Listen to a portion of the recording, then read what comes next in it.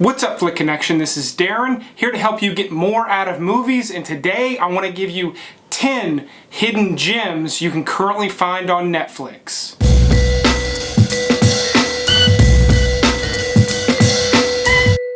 Now, unlike my typical top 10 list, this one is going to feature movies from a variety of genres, and for that reason I have not ranked them. I'm just giving them to you in a random order. I'm going to give you a little quick bit of information about each one so you can determine whether or not it's for you, but by the end you should have a couple of movies that you can watch that you've never heard of, never seen, nothing. And if you like getting regular recommendations of what to watch on Netflix and other streaming services, definitely subscribe. I do a video like this every single week along with 2 other videos. Always something fun to do with movies. Like I said, I'm here to help you get more out of movies. So with that, we're going to start this list off with a movie titled Too Late. Now, I have mentioned this on another video before, but most of you people haven't seen that video since it's old. So I do want to mention it again because I really do like this movie. It stars John Hawkes. It is a gumshoe detective, neo-noir kind of a movie. If you're into those sorts of things, you will like this movie. Give it at least 15-20 minutes so, because it's got a weird tone, because the gimmick of this movie is that it's essentially these very long takes, and not the kind of long takes you normally see. It's almost more like a play, that each sequence is one take. It's actually filmed on film. I believe it was 35mm if I'm correct, so that makes it a little more interesting. Some of the performances are bizarrely poor, considering John Hawkes is so good and a couple of others. You'll also recognize, I'm not even going to begin to try to pronounce her name, but if you watch Altered Carbon on Netflix, which I also recommend, the sister, the one with the face like an iron, she has a really prevalent role in this movie. It's a cool flick. It doesn't go where you think it's going to go. It's going to surprise you. Just trust me, you got to hang in there past that opening scene that takes place underneath the tree. Get past that into the next scene and you should love this movie. Super Dark Times is a dark movie that has just recently been added. It's got a really cool 90s vibe, but it's basically about these young teenage boys, and something terrible happens early on in the movie, and then things just progressively get worse. It is grim, but it's good. It's really well done. It's just one of those movies that just came out this past year, so it's not even a year old, that has good buzz about it. It's not a lot of buzz, but the buzz about it is good. The less you know about this one, the better. So I'm going to go ahead and move on to my next recommendation. The Invitation is sort of a detective movie and also dark, so it really takes the best of both worlds from my previous 2 recommendations and really just blends them together in this dinner party sequence with a guy who is absolutely not a detective, but he's having to figure out really what's going on, and he's basically been invited to this really weird dinner party. There's odd things happening. He sees a couple of things that nobody else sees, and it really just builds a sense of paranoia, and as the viewer, you're never really sure whether or not he's wrong and he's maybe a little crazy, or if he's right and something really nefarious is going on. This one just kind of builds up pressure, almost like a pressure cooker, and you're not sure whether or not it's going to explode. You're not sure who it's going to explode towards, is probably the best way I can say it. Again, the less you know, the better. This one, I highly recommend. I watched it twice very closely back to back. I haven't stopped thinking about it since. It's just really fantastic. A dark song. I'm sorry if everything on this list seems like it's dark.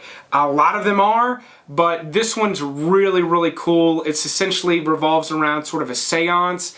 It's got the makings of a horror movie, but in my opinion, while it has horror elements, it's not really a horror movie, so I haven't put it on those lists.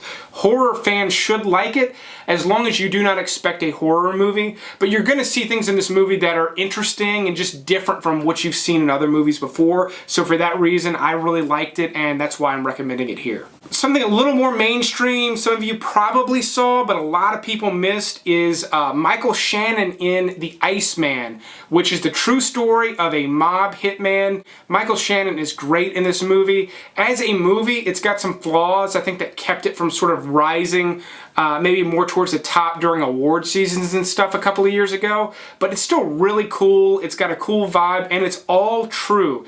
It's retro, so if you love those mob movies, this one is by no means a perfect one, but it's certainly a great one that for whatever reason a lot of people missed. Small Crimes is a Netflix original movie that's not great, but it's surprisingly good as far as Netflix originals go. I can see why this one didn't really necessarily, make it to theaters, but Jamie Lannister's in it.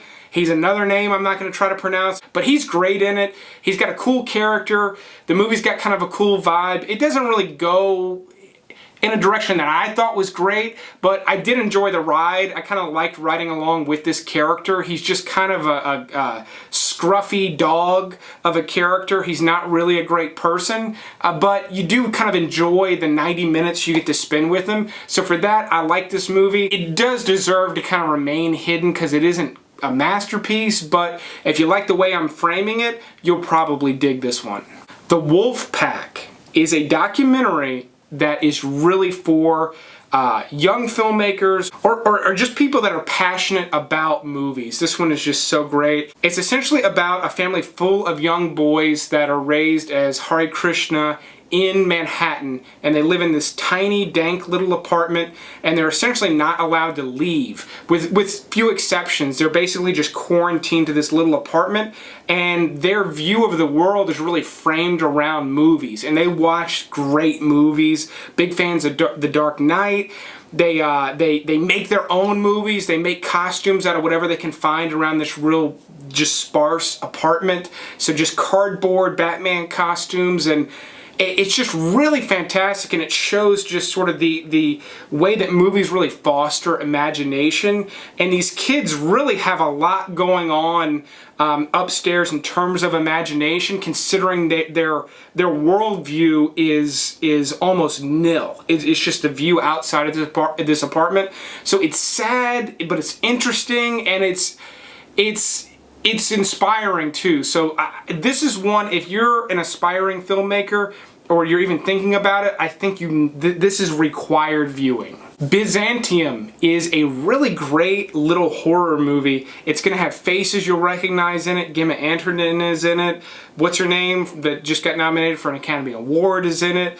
It is a cool, bloody vampire movie, similar to Only Lovers Left Alive, but bloodier and kind of cooler and like grittier. It's got a cool thing going on. Again, just like some of these other ones, it's not a masterpiece, which is why it didn't really kind of rise to the top. It sort of just faded off into obscurity, but it's really cool. It's really well done. It's super underappreciated. Whether or not you're burned out on vampire movies, I recommend checking this one out. The Vault, starring James Franco. I'll say sort of starring James Franco, because when you watch this movie, you're going to wonder, why is James Franco even in this movie? It's essentially like this weird little B movie that gets really grim and really dark, and it goes down this weird path, and it's got horror movie elements, but I wouldn't necessarily call it a horror movie. It doesn't follow the same beats, but it's cool. It's basically about a bank heist, and things start to go wrong, and there's a supernatural element, and James Franco's in it with a weird mustache for some weird reason. I really don't know why he's in this movie, but have low expectations for this one and you'll like it. It is cool. Just don't expect it to be really, really good. I know that sounds weird, but some of you out there, I know you know what I'm talking about. It's one of those kind of bad movies that it's just really enjoyable. Band of Robbers is actually sort of a retelling of Mark Twain and Huckleberry Finn in modern times. It's got a cool, like, early Wes Anderson vibe. It's not a Wes Anderson knockoff, but if you ever saw Wes Anderson's first movie, Bottle Rocket, this movie has a very, very similar vibe. If you liked Bottle Rocket, you'll like this. Hannibal Buress has a cool little weird character in it. If you're a fan of him, you'll like him in this movie, even though you don't see him too much. It's just got a really quirky thing going on. Not a lot of people saw this movie. I actually saw it in a film festival, and it's available now. I like it. It's funny. It's probably the lightest one on the list. I know this was kind of a dark list. Not my intention, but so far my subscribers are really digging these dark movie recommendations. So hopefully you like this list. If you got some good recommendations off of it, let me know in the comments below. But thanks for watching, and you will see me next time.